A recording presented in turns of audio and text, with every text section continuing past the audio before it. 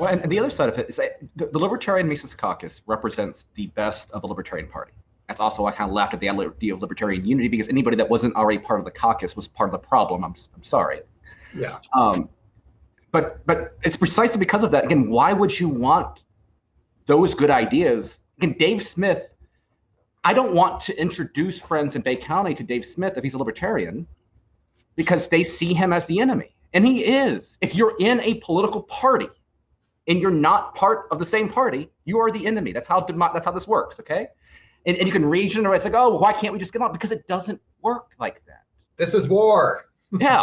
And so again, what it shows is that you care more about the LP or care more about how good you feel about taking the scalp of Nick Sarwark. Who cares about Nick Sarwark?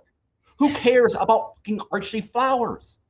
I care a lot more about owning the Democratic activists down my road, because guess what? When I do that, people here in Bay County look at that and they see a fighter and they like the scalp of their enemy. Me dunking on some loser on Twitter only gets me clout with the libertarian sphere. I don't need clout with the libertarian sphere. I don't care about it in the first place. But two, that is no value to me trying to engage in the actual political process, because all politics is local, right? And so again, the idea of no strategy. Look, I'm vice chair in a couple of years. My mom's chairman. I'm vice chairman. I've taken over a county political party. Because of that, we've been interjecting stuff at the state level to make Florida even more to the right than it is. We have politicians coming to me asking for my advice on local governing issues, because guess what? I built my reputation because I don't care about the libertarian label. I simply know economics and I know history and I talk about it. I built up social cred outside of a damn libertarian social media ghetto.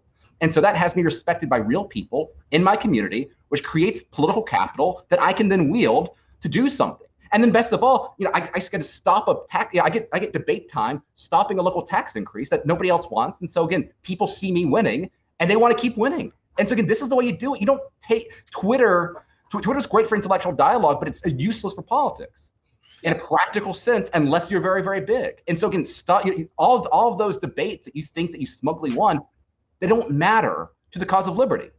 It's intellectual masturbation. And if that's what you want, fine. But again, it's not going to produce any fruitful responses later on.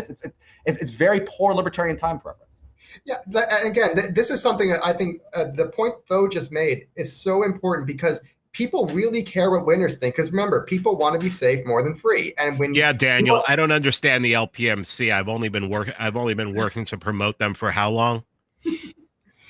But I don't understand anything at all, right, Daniel? Talk about straw men. Mm-hmm.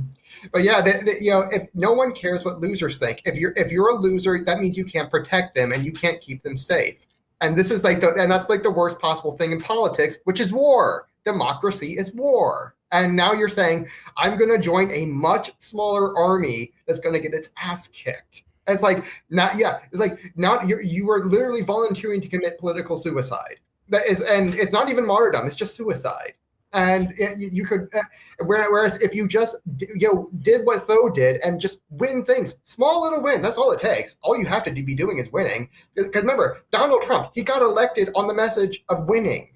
It's like he won the Republican primary saying, we don't win anything anymore, and I'm a winner. And everyone knows this about me. Everyone says it, and that's exactly what we need to be doing. And just little wins, little things like you defeat a tax hike, like Tho did. All it takes is that, and it builds your reputation up to where people do care what you think, because you're a winner. And again, and the Libertarian Party will never do this, because no one cares what losers think. This is why they're making such a mistake at tying their name to losing, because you're tying your name to defeat and not safe, and whatever the opposite of safety is, insecurity. You're tying. That's what you're running on. You're campaigning on insecurity and not keeping people safe from their enemies who wanted to put them on house arrest for like the last year. It's like, to protect them from that. And like, when you're joining the LP, you are opting in to be affiliated with Archie Flowers. Right? Yes, you are opting to be affiliated with every loser in the pre-Mises Caucus in the LP that anyone's had experience with. You don't like it? Fine. Doesn't matter. That's the way the world works. It's not about what you want.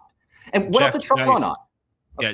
Remember Jeff Dice's question? He said, "Why would you join a party with a bunch of people that hate you?"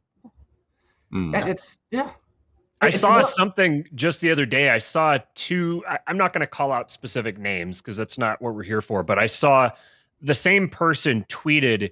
It was two tweets juxtaposed next to each other. One of them was talking about calling for unity within the party, and the other one was talking about how the two major parties ultimately, at the end of the day, just join hands and fuck us.